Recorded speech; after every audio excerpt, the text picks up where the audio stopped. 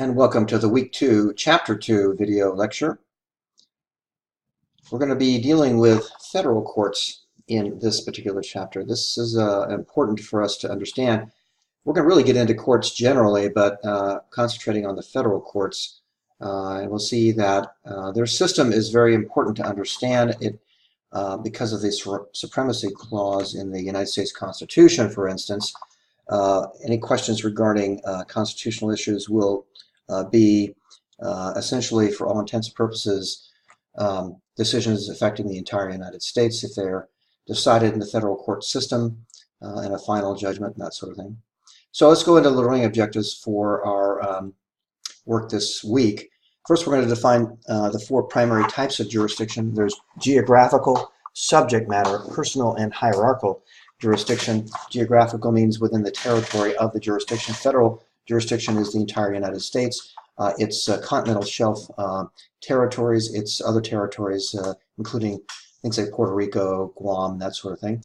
And personal jurisdiction is jurisdiction over the person. So it happens to be that for federal court jurisdiction, any United States citizen is a person who the court has jurisdiction over.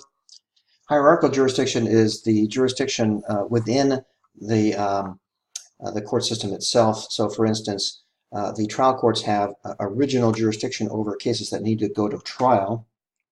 Appellate court jurisdiction is a hierarchical jurisdiction in which the appellate courts essentially have power to tell the trial courts what to do in given cases.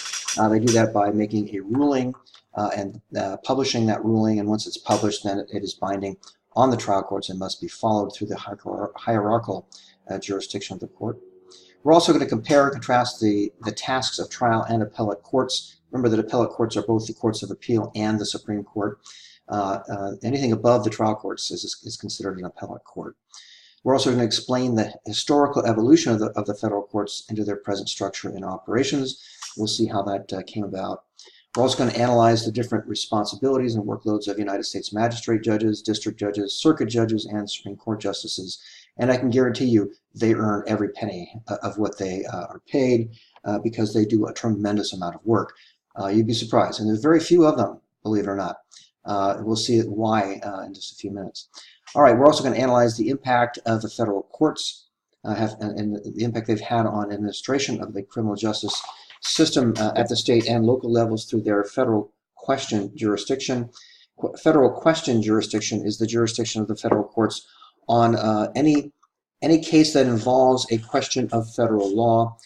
Since the Constitution, the United States Constitution, is binding on the states as far as the Bill of Rights is concerned, any constitutional issue in a criminal justice matter will have federal question jurisdiction. That's why you find, for instance, murder cases that have gone to the state Supreme Court and been affirmed can be then appealed to the federal court if there is a constitutional question involved because of the federal question jurisdiction of the federal courts.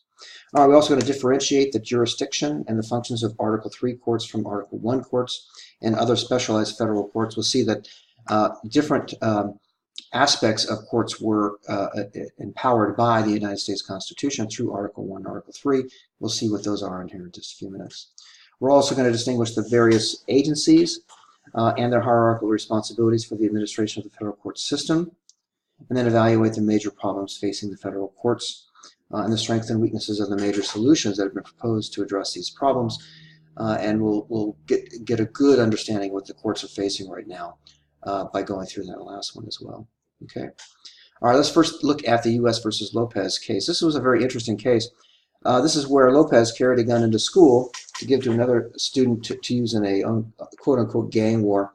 He never got there because an anonymous tip led school officials to confront Lopez, who was found to have the gun and a certain amount of ammunition in his pocket.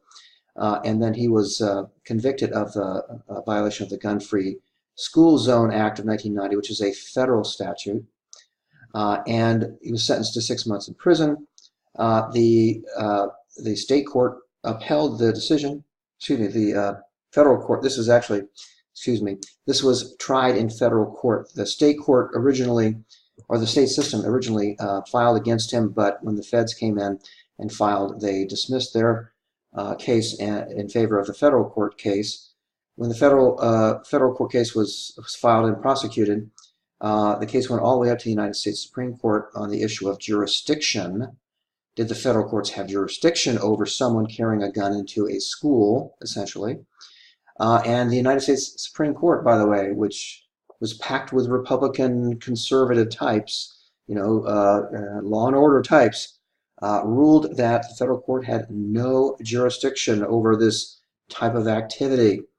That is, that the federal government had no right or legal ability to deal with what was a state issue. Okay, this is very unusual.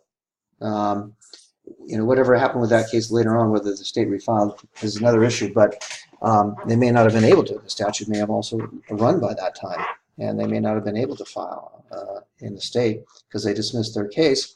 Maybe they could refile it, but not after the statute of limitations would have run. So probably this person just got away with it on the basis of a jurisdictional issue. So you can see how important jurisdiction is. How could the federal courts not have jurisdiction over what goes on in a school? Well, that has to do with our system of state versus federal. So the states, remember, are all sovereign governments, separate sovereign governments. We had 13 original colonies, each of which was a separate sovereign nation. They came together and created the federal government, the United States of America, and did that as a way of unifying all the states together for many different reasons, protection, for trade, and all sorts of other reasons. So they gave away a certain amount, very small amount of their sovereignty to the federal government in order to keep everyone united. But they gave away a very limited amount of their sovereignty, and they did not give up the rest. In fact, the United States Constitution makes it very clear that whatever was not given to the federal government in terms of sovereignty was to remain in the states. So the states did not give up that which they did not expressly give up to the federal government. And in this case, any kind of violent acts done entirely within one state is the exclusive jurisdiction of the state government, not the federal government, generally speaking. And in this case, that's what they held. So someone actually got out of a case on the basis of a jurisdictional fight between the federal courts and state courts. Okay, so we're going to keep that in mind when we go through the idea of jurisdiction. It is very, very important. Okay. All right, let's look at the dual court system again. This is the issue we have, is that we have 50 states plus we have also the District of Columbia, which has its own court system. It's also considered the same as a state in terms of having its own laws. But we also have something like 70 Indian tribes, all of which are separate sovereign governments as well, also having the same rights as a state to create their own, they're having their own sovereignty, all within the united system, united through the limited federal government. So we don't really have 51 court systems. We have at least 51 states, if you include District of Columbia as one of those. We also have 70 Indian tribes, or thereabouts, that are all separate recognized sovereign governments. And then we have the United States of America, which is its own sovereign nation in and of itself, although of limited power. And so we have in the 120 range of different court systems in the United States of America. Okay, so we have a lot. And they're all separate sovereign governments that can make up their own laws. So long as they don't violate the federal Constitution, they can do pretty much whatever they want to in terms of making any laws. Making something against the law, for instance. They can do that. Now, there is often concurrent jurisdiction between the court systems. For instance, it's possible that a crime involving conspiracy, as people get together to try and commit a crime, may have people who are working in different states all to commit the same crime. When they're all working in different states, then each state would then have jurisdiction over the conspiracy generally. So you could try it in any one of the states where any of the conspirators were doing their operations. And possibly because there's interstate work going on, and it might be considered interstate commerce, so that the federal courts could also probably have jurisdiction over the same activity because it went over state borders. Okay, so you just have to understand that we have these separate sovereign governments, all of which have their own geographical, their own personal jurisdiction, their own hierarchical jurisdiction, and their own question matter or subject matter jurisdiction. So these are all different matters. So for instance, in California, California has jurisdiction over every criminal act that happens in California, or it can happen from outside California but affects what's going on inside California. We've actually had cases where someone from New York, for instance, made harassing phone calls into California. California was able to have jurisdiction over a criminal prosecution of the person from New York who'd never even been in California. So it wasn't a matter that there was personal jurisdiction over the person in New York. It was subject matter jurisdiction in that, and even territorial jurisdiction in that the person was making an effect happen in California, and that was the receipt of the phone call. So, there's lots of times when different courts will have jurisdiction, and the case could be filed in any of many different courts depending upon what's going on in the case and whether any of those things are going on within the jurisdiction or somehow affecting the jurisdiction of the case. Okay, so it's even gotten to a point where jurisdiction now has been expanded out over the years because people are much more free to go about the world and do things. So, for instance, there was a time when we couldn't prosecute people for crimes that happened on the high seas because no one owned that territory. In essence, it was a no man's land, so to speak, and you couldn't prosecute them. Well, they decided that wasn't a very good idea. So if any of the participants in the crime on the high seas happens to be a citizen of the United States, then the federal government can prosecute them because we have personal jurisdiction over any citizen of the United States. So we've gone out there and changed quite a bit about jurisdiction, and it is getting broader. Each of the separate sovereign governments is broadening out their jurisdictional ideas, but it still comes down to respecting the sovereignty of the states and limiting what the federal courts can do, because that's the agreement that we had with the federal government that we created, that we would only give them very limited powers, and they would not usurp the power of the state to prosecute cases on their own. Okay. All right. So again, jurisdiction is on many different levels. First, the geographical jurisdiction, which has to do with the fact that in California, for instance, if something does not happen in California, into the territory of California, which also, by the way, happens to extend 3 miles out into the ocean, but within that territorial jurisdiction, so-called geographical jurisdiction, if it happens within that jurisdiction, California has the right to deal with it. Venue just has to do with where within California we actually file the case, because we have something like 44 different county court systems. So which of those ones we go to if the state of California has jurisdiction has to do with the idea of venue, which is where do we file, not if we can file. But jurisdiction essentially is the idea that a certain sovereign government has the legal right to assert jurisdiction over a certain activity of a certain person or persons. And the first basis for that would be the geographical jurisdiction. They're doing something in California, or alternatively, they're doing something outside of California that has a direct effect on something going on in California. Okay. Second is subject matter jurisdiction, and that has to do with what the subject matter, there's certain subject matters that states have a right to deal with. Health and safety is always a state subject matter jurisdiction. If something is affecting the health and safety of people within California, then the California courts have subject matter jurisdiction over it. The federal government, for instance, has subject matter jurisdiction, but not over something that happened typically only in one state. Usually it's something that has to go across state borders. Why? Because it has to essentially be interstate commerce or involve interstate commerce or be somehow connected with interstate commerce for the federal government to be able to regulate it. Okay, if it's all happening within a state, it's a criminal matter, and it's not within some of the exclusive jurisdictions of the federal government, then it's going to only be prosecuted within the state. There's also personal jurisdiction. Personal jurisdiction means we have jurisdiction in California, for instance, over every person who lives or is in our state. So we have all the residents of California all are giving the state of California jurisdiction over each and every one of them for anything that they do, whether it's in California or not necessarily. Although typically, the state of California could, let's say, well, you're a resident of California, and so when you go to someplace beyond California, somewhere like into Arizona, we might be able to try to assert personal jurisdiction over you because you're a citizen of California.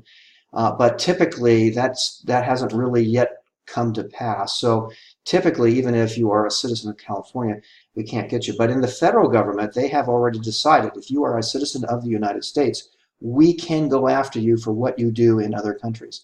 And there's a specific statute that was enacted for these pedophiles that go to, let's say, some of the Asian countries and do their pedophile stuff in the Asian countries. Well, the statute says that the federal government can prosecute United States citizens who go to other countries to do pedophile kind of activities, and those cases have come into the federal courts, been prosecuted, gone, in fact, to the Ninth Circuit Court of Appeal that oversees California for some of the first cases that came out, and they said, yes, the federal government does have personal jurisdiction over every United States citizen.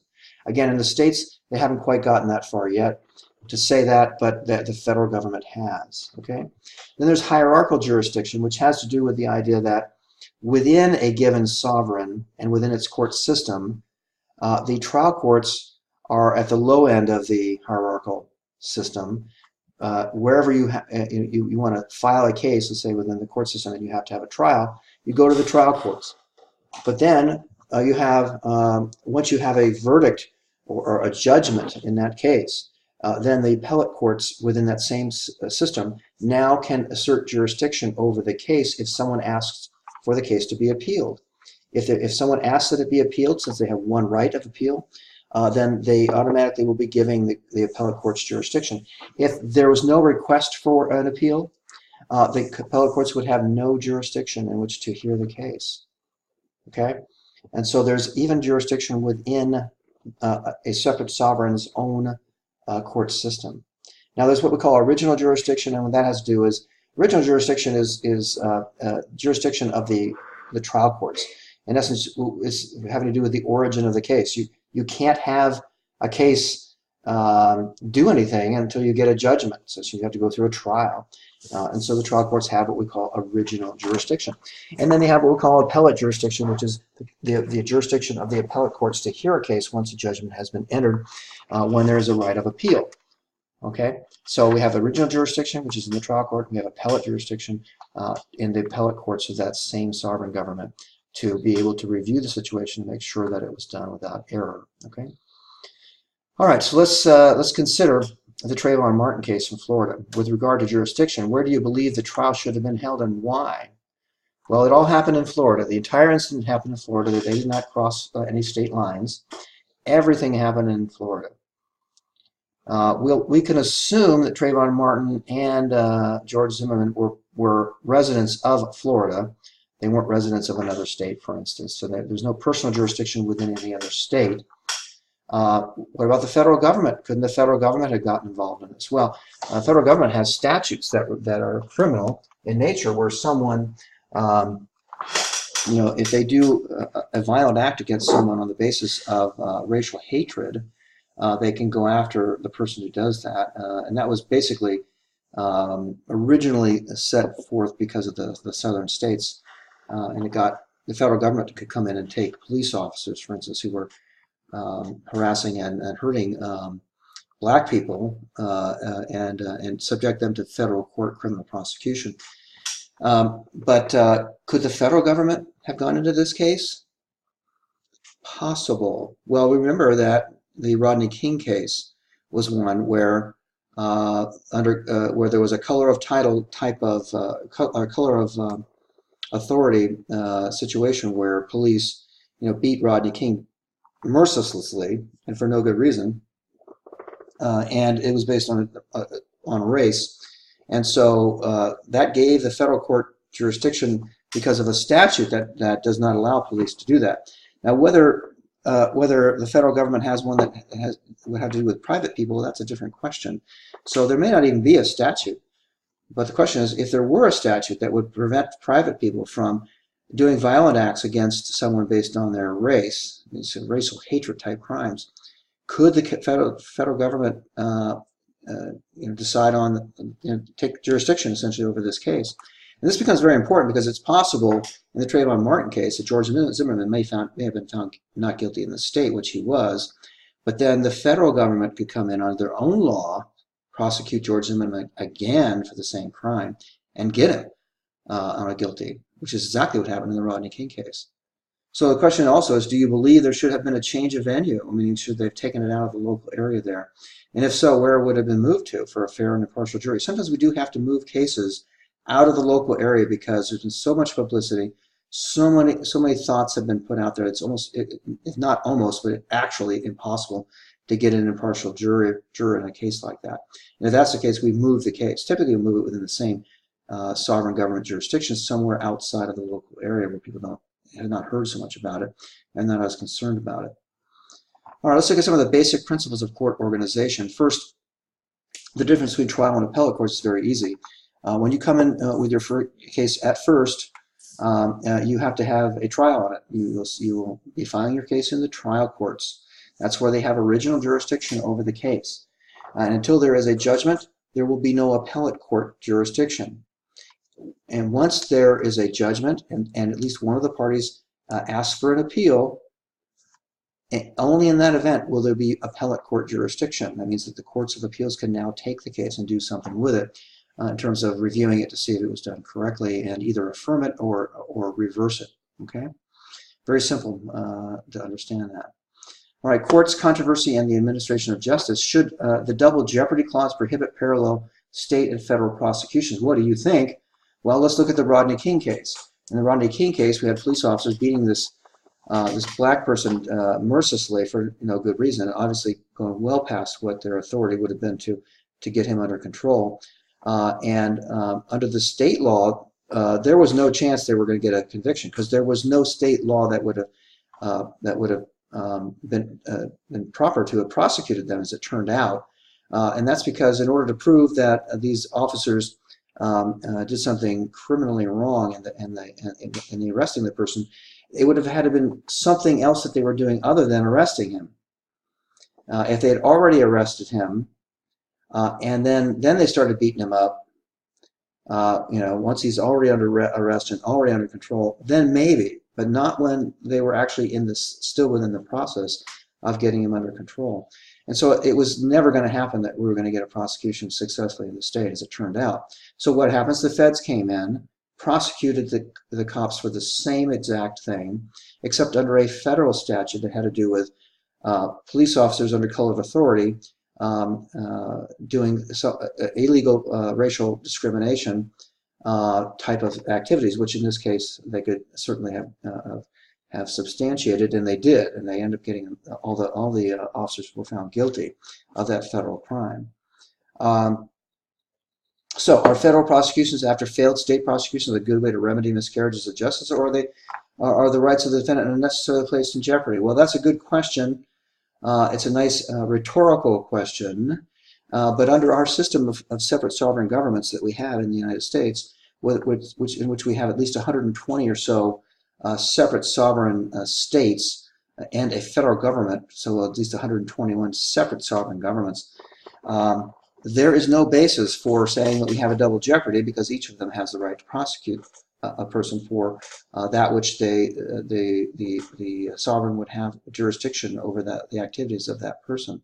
And so it doesn't really make too much difference what we think, unfortunately, because that's just, it may not be considered fair, but it's not actually a violation of the double jeopardy clause because it's separate sovereign governments that are prosecuting. It's the same as if England and France prosecuted some conspiracy that involved both activities within England and France, even though it was the same crime.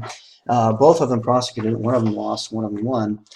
Someone now is being subjected to 2 trials, and we got him on the second one. So that's perfectly okay within our system because it's not double jeopardy. Double jeopardy would only be if the same sovereign government went after you twice for the same crime. Okay. All right, let's look at the history of the federal courts. First, the Constitutional Convention. When we first finally beat off the English and took our independence, well, we really didn't have a federal government. We had what, 13 separate sovereign governments who had cooperated in kicking out the English. But now, what do? Well, they went to a Constitutional Convention to try and create a constitution that would establish the United States of America, the federal government, to unite all of the colonies, because they knew they were all vulnerable to attack from European powers, and so they eventually did. And that Constitution enabled, actually formed the Supreme Court and allowed Congress to create lower courts, which they did in 1789 through the Judicial Act of 1789. Then we came up with a decision in 1803, which is a big one, and that was Marbury versus Madison. You probably know this from your history books. This is where the United States Supreme Court decided on its own that it had the power to judicially review statutes enacted by Congress and to invalidate those statutes if they found them to be in violation of the Constitution. And essentially, that would be the only power out there that could do such a thing, because Congress can essentially make whatever laws it wants, even if they violate the federal Constitution. But it's up to the court to review them and strike them down if they're in violation of the Constitution.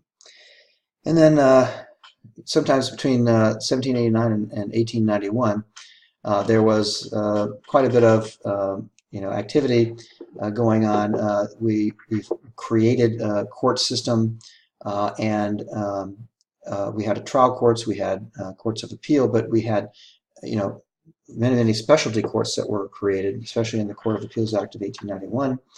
And the federal courts today, there are quite a bit of things to think about in terms of what it is now versus what it was in the history. So essentially, since 1891, there's been a lot of things that have been going on. The first is that in 1925, Congress passed the Judges Bill, which did a lot of things, but it also gave the Supreme Court much more power over its own docket. It essentially gave them independence to decide on what cases they were going to actually hear. And then in 1988, Congress eliminated even more mandatory appeals to the Supreme Court, so giving them even more power over what they were going to hear. There's very few cases now that are required or could be required to go to the United States Supreme Court. Almost none, actually. So essentially, for all intents and purposes, the United States Supreme Court decides on what cases go before it, and that's the end of that tune. There's nothing else to say. Then in 1968, Congress created the U.S. magistrate judges. These were essentially replaced the U.S. commissioners, but they're not actual lifetime tenure judges, but they are essentially, they do lesser type of work. They would do, let's say, criminal arraignments. They would do some civil work and so on. So they help in the administration of justice that way. But that just essentially makes lower court judges that are not lifetime tenure, but they have certain abilities to do some of the lower end stuff, not the big trials and that sort of thing, but lower end functions of the court, essentially, more ministerial than anything else. And then Congress created 94 U.S. district courts. That means that there's at least one district court that is a federal district court. It's just a trial court for the federal system in every state, and often we have several. In the California, which is the largest state, we have 5. Okay, and 89 of the 94 courts are located within the 50 states, and the rest are in the territory. So each territory has at least one federal court also, and each federal court has at least one lifetime tenure judges. It also created bankruptcy judges, which are a different form of judges. They are not lifetime tenure judges. They're like magistrates, except they oversee the bankruptcy courts. Okay. They also decided on what's called diversity jurisdiction. It allowed civil cases to come into the federal courts if you could prove 2 things. First, that the citizens on both sides of the case are from different states, and number 2, that the amount in controversy was at least $75,000. Interestingly, way back when diversity jurisdiction was first created, yes, there was diversity jurisdiction, but it was the amount in controversy only had to be $20 in the 1700s. Now, it shows you the difference between what money was worth back then and what it is now. but that is an extension of jurisdiction here. So you can, essentially, if you were you want to sue someone, they're from another state, and you want to get federal court jurisdiction over your case, you can file it in any state that the federal or any federal court which would have jurisdiction over the case, and as long as there's $75,000 in controversy. We also provided in Article 3 that federal courts may be given jurisdiction over all cases in law and equity that arise under the Constitution or the laws of the United States. This is what we call federal question jurisdiction. That's always been around since Article 3 was created, but it's something that's becoming more and more important now as we see that it's often very good to have federal court jurisdiction over civil cases, as it turns out. Okay, that's it pretty much for what the new stuff is, more recent stuff anyway. Again, the magistrate judge created in 1968 alleviates a lot of the casework and at lower levels. So preliminary proceedings in felony cases such as your so-called preliminary hearings or probable cause hearings, your bail hearings, your things that are of lower importance, such as misdemeanor cases, can be heard by these magistrate judges. They're not lifetime tenure judges as the typical appointed judges are that hear most of the cases. And the responsibility of the U.S. District Court judges, of course, is to hear, there's bankruptcy judges that hear bankruptcy cases, which are exclusively within the federal court jurisdiction. They can't do those in the state. And you'll see that even though there's 94 United States District Court courts, which doesn't mean there's 94 District Court justices, but there's 94 actual courts. Many of the courts will have 5 or 6 justices in it, maybe.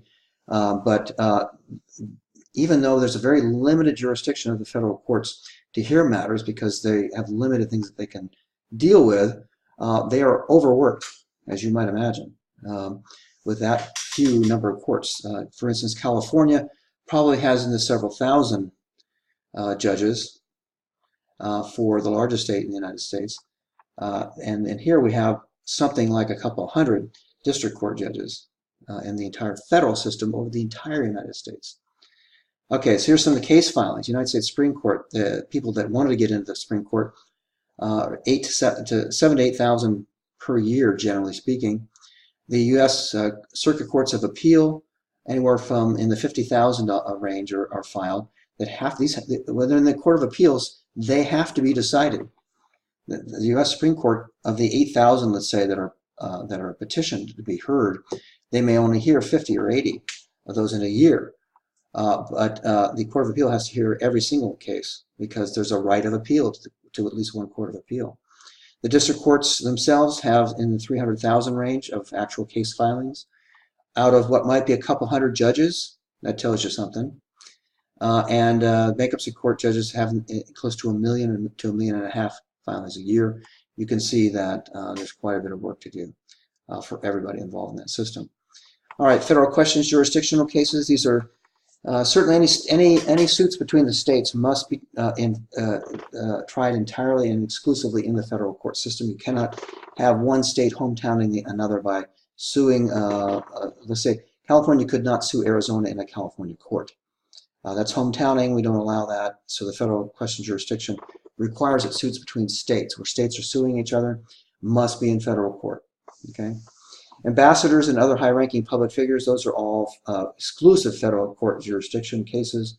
Federal crimes are exclusive federal court cases. Bankruptcy are exclusive federal court cases. Copyrights, patents, trademark cases are. Admiralty, which is law of the sea, and shipping, those are all federal exclusive jurisdiction. Antitrusts are also federal exclusive jurisdictions. Securities and banking regulations are not exclusive, but they are a federal question jurisdiction. That means that whenever you involve securities or investments, those kind of cases, whether they're criminal or civil, can be filed in federal court because there is federal court, there are federal laws that involve securities and banking, but it's not necessarily exclusive. That means states also have securities laws, and they can file them in the state as well. Other cases specified by federal statute. If there's any federal statute that essentially allows for prosecution under federal law, then you have federal question jurisdiction in federal court, even if the states also have jurisdiction over the same kind of case. So, what are federal questions? Constitutionalization of criminal procedure essentially is now making pretty much any criminal prosecution within a state now a federal question. What that means is that almost every case, well, for that matter, every case of criminal prosecution in a state will involve some aspect of criminal procedure, that is, where we have to scrupulously honor the Bill of Rights as to the criminal defendant. So if there is a claim by anyone that there's been a violation of any of the constitutional rights of the defendant, then there is federal question jurisdiction in the federal courts. You could take the case up to the federal court level and have them hear it, and they would have to hear it. If you file a petition in a federal district court claiming a violation of constitutional rights in a criminal prosecution in the state, they must hear it. And if you lose there, you have one right of appeal to a court of appeal in the federal system. So you could go to the trial court in the state, the appellate court in the state, the state Supreme Court, and lose entirely. File a petition to have it reviewed by the federal district court, and they must hear it. And if you lose there, you have at least one right of appeal to the Court of Appeal, Federal Court of Appeal. And so now you have, let's see, the state trial court, state appellate court, state Supreme Court, U.S. District Court, and U.S. Court of Appeals. That's 5 different reviews of the same case. In any criminal case, that's because of the fact that that Bill of Rights is a federal right under federal United States Constitution, and so the federal courts have jurisdiction over it. All right, discrimination laws and civil rights cases are also within the federal question jurisdiction, and therefore you have a right to appeal any discrimination law or civil rights cases to the federal courts.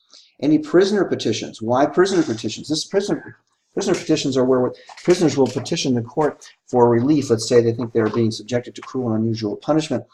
Maybe their conditions are very, very bad. And for instance, in California, the courts actually got into the fact that they were overcrowding people in prisons, and they imposed limitations on the number of prisoners in the California prisons based on a federal question having to do with the idea of cruel and unusual punishment that is prohibited by one of the amendments, 8th Amendment specifically, to the United States Constitution. And so prisoner petitions can be filed in the state and then be also filed in the federal courts. Again, discrimination and civil rights caseloads in the federal courts are another federal question, because those involve federal law. Federal law prohibits discrimination, and it has many different civil rights laws that require people to be treated fairly in many different ways in different aspects of their lives. All right, so of the federal criminal prosecutions, we'll see that there's drug offenses are a big one, 31%. Very few sex crimes, very few justice system offenses, which would be like perjury, false affidavits, that sort of thing. Immigration offenses are very high, as you might imagine, for federal court jurisdiction. Regulatory offenses are kind of small. Violent felonies are very small because most of those are done in the state. So we can see here that the federal system only hears certain kinds of cases. So immigration cases would be big, drug cases are big, property crimes possibly, because there's a lot of, they take in a lot of the mafia type cases. Very few violent felonies, because those are almost always done at the state level, and very few other types of crimes of any kind. So you can see that the federal court system really is a limited jurisdiction court system. Now the U.S. Court of Appeals, created again in 1891. There's 179 judges nominated by the President, confirmed by the Senate. These are what we call circuit judges, and they literally ride a circuit. So the Ninth Circuit Court of Appeal, for instance, has basically 9 Western states that it oversees, and including some of the Western territories like Guam and a few other Marianas Islands, those kind of things. They have to hear all the cases that come from the district courts from all of those different states. You could imagine what it's a 3-judge panel, by the way, that hears every appeal from every case in the 9 Western states and our Western territories. That is an insane amount of work, even though there are not that many district courts. So here's the geographic boundaries of the federal court system. You'll see the Ninth Circuit Court of Appeal has Hawaii, Alaska, California, Arizona, Nevada, Oregon, Washington, Idaho, Montana. So you can see, and it has also the Western territories as well. The 10th Circuit is these states here. The 5th Circuit is over here in Texas and all the way through, looks like Louisiana and Mississippi, I believe. Been how good my geography is. Here's the 7th Circuit over here, the 3rd Circuit. The 1st Circuit only has up here into Maine, essentially. And so on the east, you can see it's very, very crowded in terms of very little territory. And this is because way back when they in 1891, when they set these boundaries, there weren't very many people in the Ninth Circuit. You know, it was okay. Now it's the most populous circuit that there is. So things have changed, and unfortunately the court system has not. All right, the United States Supreme Court, 1 Chief Justice, 8 Associate Justice. You have 9 justices on the Supreme Court. If you want to know why there's always an odd number of justices on the appellate and Supreme Courts, that's because we don't want to tie in the voting. Again, they're appointed by the President. They are confirmed by the Senate, or they do not get in. And we have one of those going on right now, and we're going to be seeing a nomination coming up pretty soon, and we'll see whether that actually gets through Congress or not, through the Senate or not. They, again, were created by Article 3 of the United States Constitution, created the Supreme Court, and allowed Congress to create lower courts, which they did. They first, of course, created the district courts, which are the trial courts, and then in 1891 they created the appellate courts, which overtook all the appeals that are by right, essentially. And then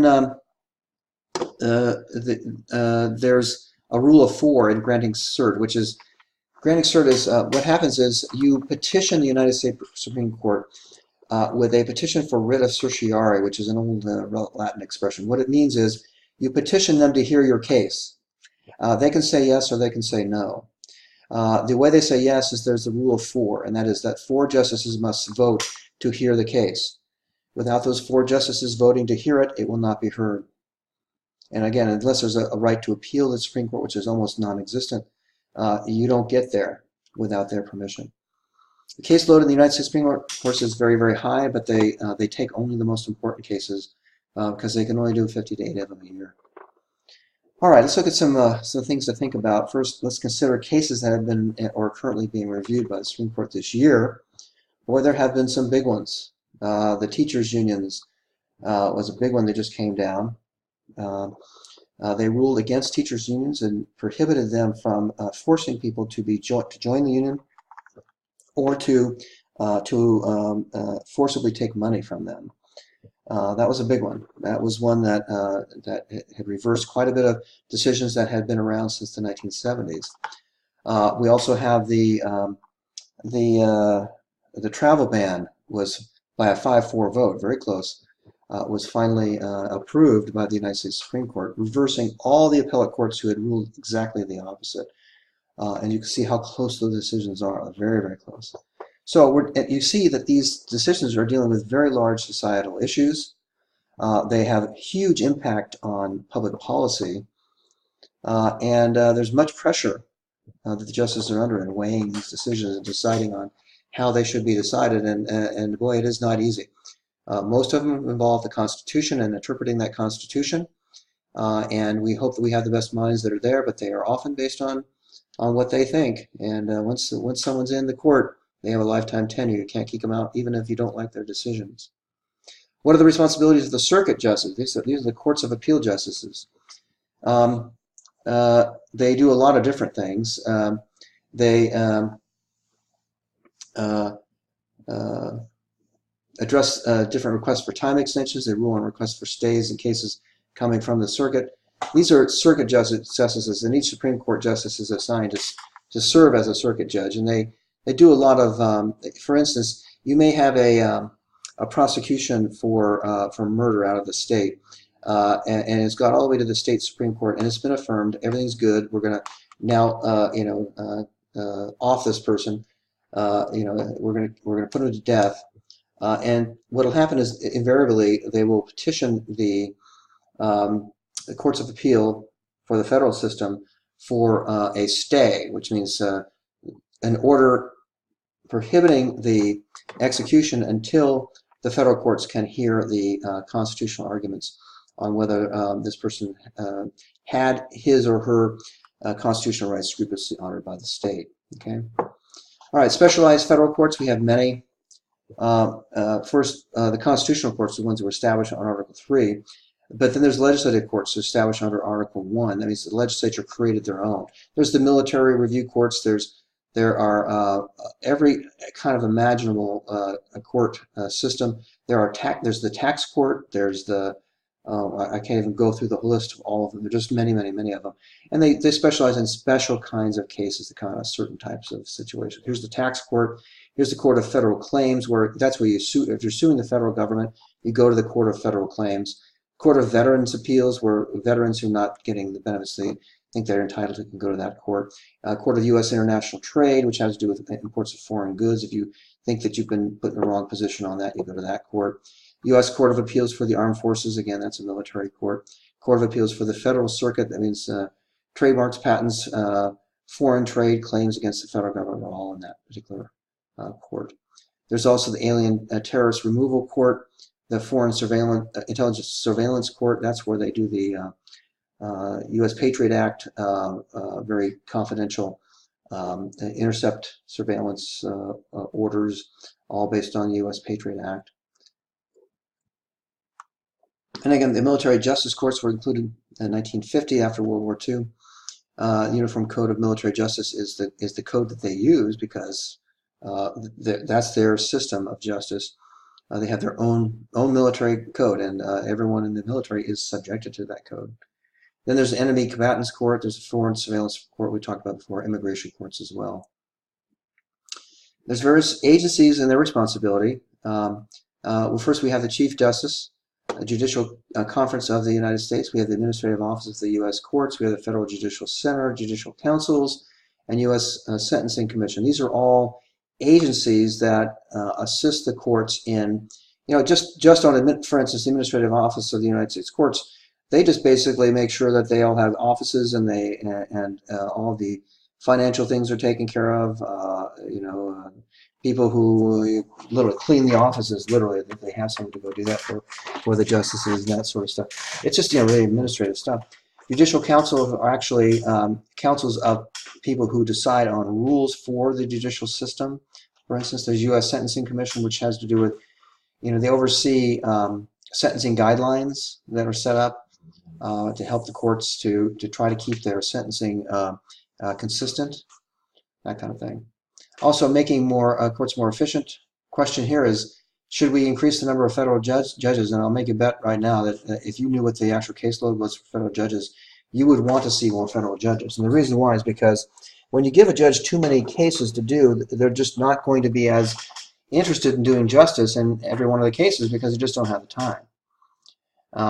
So, if we're increasing the number of cases dramatically and not increasing the number of federal judges, we're really causing ourselves to have much less justice, so to speak, because it's being diluted among the fewer number of judges and the more number of cases. So what's the answer? Is it reducing federal jurisdiction so they have fewer cases? Maybe not. I don't know. It doesn't sound like a good idea. What we've got going now seems to be working pretty well. So that may not be the right answer. We probably need more judges. We need more courts because we have more people. Every time we have more people and they're living closer together, there's going to be more people stepping on people's toes, and there's going to be more controversies to come to the courts. And so we just need more judges and more courtrooms, essentially, I think. All right, the Forum for Symbolic Politics. Well, there's many different organizations that deal with many different aspects of the criminal justice system. Everyone knows MAD, for instance. That's the Mothers Against Drunk Drivers. They are big on pushing for legislation that will stop or tend to stop DUI drivers, make it more difficult for them to drive DUI, for instance. The ACLU is big into many different cases where they think that constitutional rights are now being somehow tread on improperly. They will bring a case. They do that for free in order to set precedent within the federal court system. Okay. All right, let's look at the close-up on the case of Floyd versus City of New York. This case stemmed from the New York City Department's aggressive use of their legal authority to stop, question, and frisk so-called suspicious people. And remember that when it comes to officers stopping, questioning, and frisking people, they can do that on something less than probable cause for an arrest. They only need reasonable suspicion to do that. But the question then became this practice, or this policy, the very aggressive use of that authority, came under scrutiny. And so in August 2013, a federal judge ruled that the NYPD was engaging in unconstitutional stop, question, and frisk work that targeted predominantly Black and Latino New Yorkers. And so essentially it was stopping what people called essentially racial profiling. Racial profiling is where essentially the cops see a Black person, they see a Latino person, and they assume, well, that person's probably up to no good, so we want to go stop, question, and frisk them because we take a good chance we might find something. That's sort of their attitude. That's unconstitutional. No.